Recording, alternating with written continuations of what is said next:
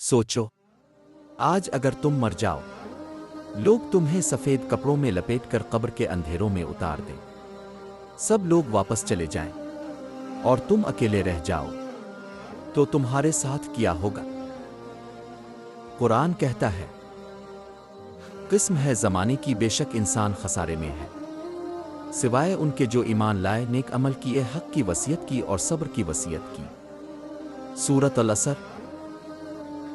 रसूल अल्लाह ने फरमाया, मोमिन की रूह ऐसे आसानी के साथ निकलती है जैसे पानी मशकीज़े से निकलता है, और काफिर की रूह ऐसे की नुची जाती है जैसे कांटों में फंसे गीला ऊन की नचा जाए। मसनद अहमद। वाक़या, एक शख्स मौत के वक्त बार बार मोबाइल की बातें करता रहा, कलिमा ज़बान पर ना आया। और दूसरा एक आम नमाजी जब आखिरी वक्त आया तो सिर्फ कलमा पढ़ता रहा और सुकून से दुनिया से गया। रसूल अल्लाह ने फरमाया, जब बंदा कब्र में रखा जाता है तो दो फरिश्ते आकर पूछते हैं, तेरा रब कौन है? तेरा दीन क्या है? तेरा नबी कौन है? सही मुस्लिम।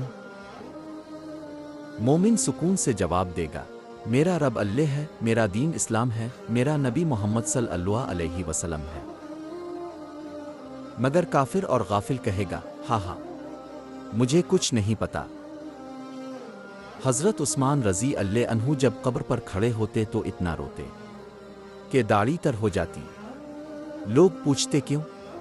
तो फरमाया, कब्र आखिरत का पहला मरहला है, अगर ये आसान हो गया तो सब कुछ आसान है, और अगर ये बुरा हुआ तो सब कुछ बर्बाद। रसूल अल्लाह ने फरमाया, कब्र आ तो जन्नत के बागों में से एक बाग है, आ जहन्नम के गढ़ों में से एक गढ़ा। मसनद अहमद।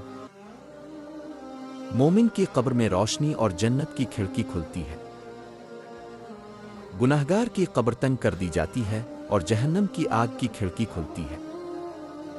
वाक़या, एक नेक शख्स जो अपनी माँ का फर्मा बरदार था, इसकी कब्र से खुशबू आती रही, और एक सूद खुर शख्स की कब्र खोली गई तो बदबू और अंधेरा हर तरफ फैल गया। कुरान कहता है, जब मौत इनमें से किसी के पास आती है तो कहता है, ए रब, मुझे वापस भेज दे ताकि मैं नेक अमल कर सकूं।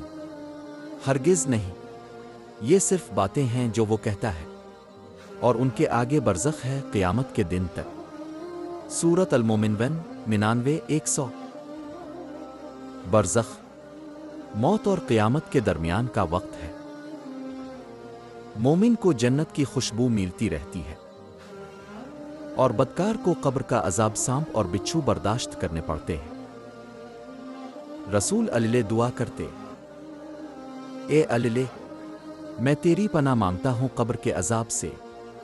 अबू दाऊद। कब्र को रोशनी देने वाले अमाल। नमाज की पाबंदी, कुरान की तिलावत, वालिदैन की खिदमत, सदका जारिया। वाक़या, एक शख्स जिसने मस्जिद बनवाई थी, मरने के बाद भी इसकी कब्र में रोशनी और सुकून मिलता रहा। कुरान कहता है, दुनिया की जिंदगी तो खेल और तमाशा है, असल घर तो आखिरत का है, काश लोग समझ लें। सूरत अल-इनाम 32। भाइयों और बहनों, फैसला आपके हाथ में है। आपकी कब्र जन्नत का बाग बनेगी या जहन्नम का गड़ा। तैयारी आज करो, कल बहुत देर हो सकती है। अगर ये बातें आपके दिल को लगें तो ये पैगाम दूसरों तक जरूर पहुंचाओ, शायद यही किसी की जिंदगी बदल दे।